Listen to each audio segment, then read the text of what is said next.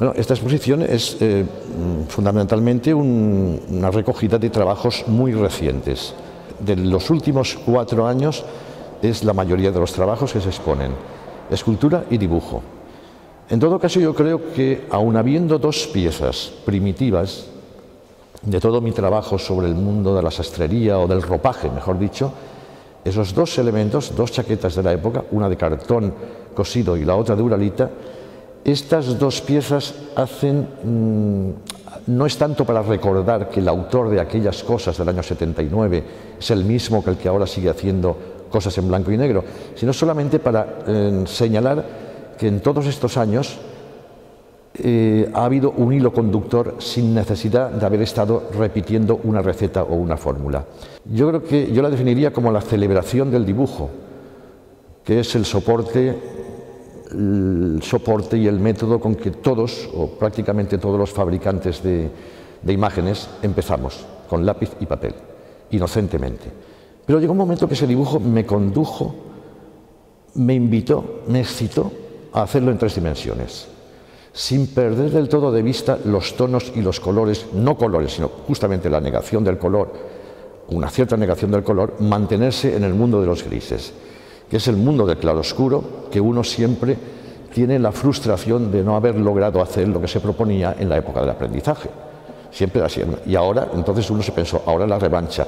No literalmente, no voy a volver a dibujar ni a difuminar sobre modelos clásicos, voy a intentarlo con mis propios modelos.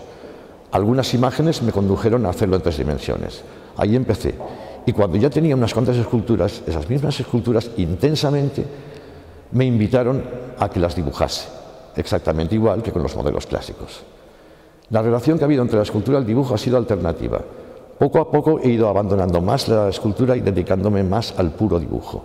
Y ahora mismo, en la línea de lo confidencial y de lo secreto, estoy haciendo un libro en blanco, que no está en la exposición porque eso es otro mundo, es el mundo de la editorial, que espero que algún día se edite, en donde en cada página aparecen motivos muy diferentes, que pertenecen un poco a la memoria, que es la materia prima con la que se trabaja.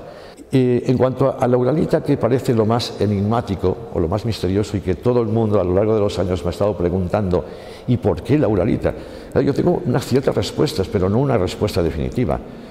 Cuando decidí solidificar los dibujos, en un principio elegí el cartón, pero el cartón tenía demasiada literalidad con el papel, era demasiado próximo también.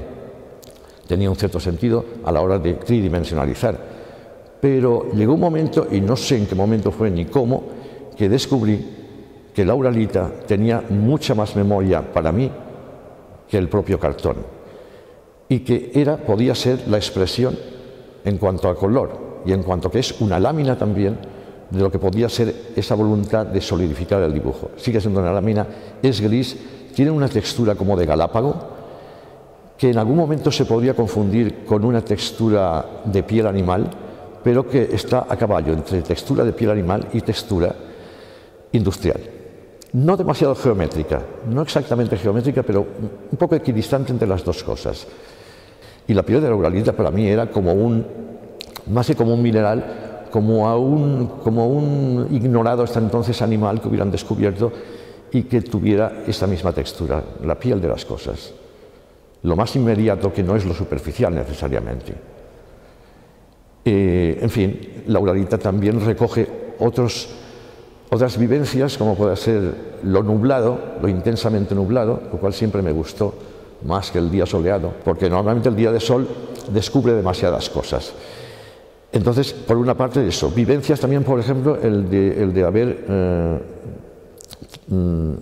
vivido con placer una contaminación de una fábrica cercana a donde yo vivía, eso unido a las sirenas de las fábricas, que era lo que hacía entender y te hacía desear que mucho más eso a lo contemplativo, que es la transformación de la naturaleza. Todo ese mundo un poco que sospechabas, porque yo nunca entré en la fábrica, simplemente aspiré el humo, tóxico por supuesto, pero que era emocionante, y el color sobre todo de ese hollín que se depositaba en las casas, en los tejados de las casas.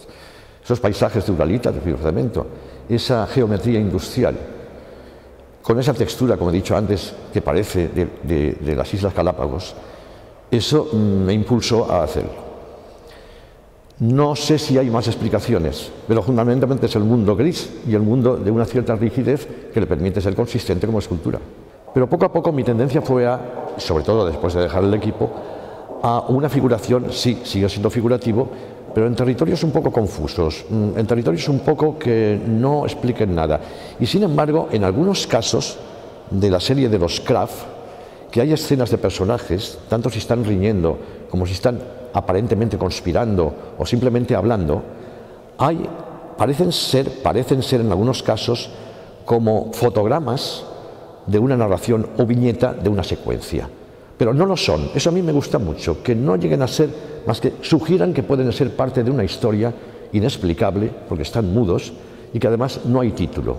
Y todo eso a mí me resulta muy sugestivo. Después hay otros soportes como el mármol, sobre el que el impulso de dibujar pues tampoco puedo explicar exactamente de dónde viene. Un día surgió, sin saber cómo, me encontré al pie de la escalera de mi casa, esperando el ascensor, viendo las formas casuales que tenían las losas de mármol de Macael blanco.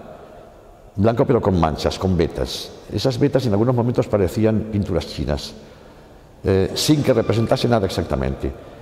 Esa noche pensé en deslosar el patio de mi casa, pero me pareció muy fuerte. Entonces lo que hice fue encargar unos mármoles, convenientemente de unas proporciones también un poco íntimas, y como era verano, la sensación, el tacto del mármol fresco sobre la mano ayudaba también e invitaba a dibujar inocentemente, todo lo inocentemente que se pueda, sobre el mármol.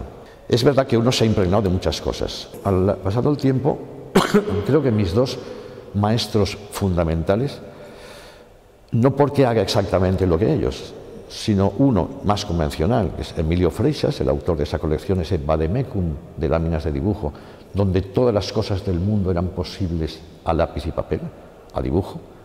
Eso por una parte, fue el iniciador, el ilusionador del tema. Por cierto, yo lo conocí, eso, cuando mi padre una tarde de sábado me trajo un paquete en donde había un libro y un vademecum de Emilio Freixas. Y el libro era de Emilio Salgari, conectado con el tema de lo que decíamos antes de los libros ilustrados de las expediciones geográficas. Eso a mí me marcó, los dos Emilios me marcaron. Y otro, para mí maestro, aunque no literalmente, es Giorgio de Chirico. A mí me encanta la pintura de entreguerras italiana, pero especialmente Giorgio de Chirico. Ya digo, es más teatral, es más onírico, radicalmente onírico, y da paso a muchas cosas, es un gran maestro del tema. Y yo, si tuviera que comprarme algo, que no soy coleccionista, lo primero o único que compraría sería un Chirico. Pero ya digo, no es literal, creo que no. Hay indicios, hay cosas, hay climas, hay atmósferas, hay algo que puede evocar, pero bueno, en todo caso lo considero un maestro. Es el que me abrió los ojos y me descubrió la modernidad, las vanguardias. No otro, porque esto es un ejercicio de soberanía. Es decir, hay que hacer lo que a uno le dé la gana, porque es el camino más corto para llegar a otras personas, no sé cuántas, una docena o dos docenas de personas que puedan conectar contigo o coincidir con tu sensibilidad.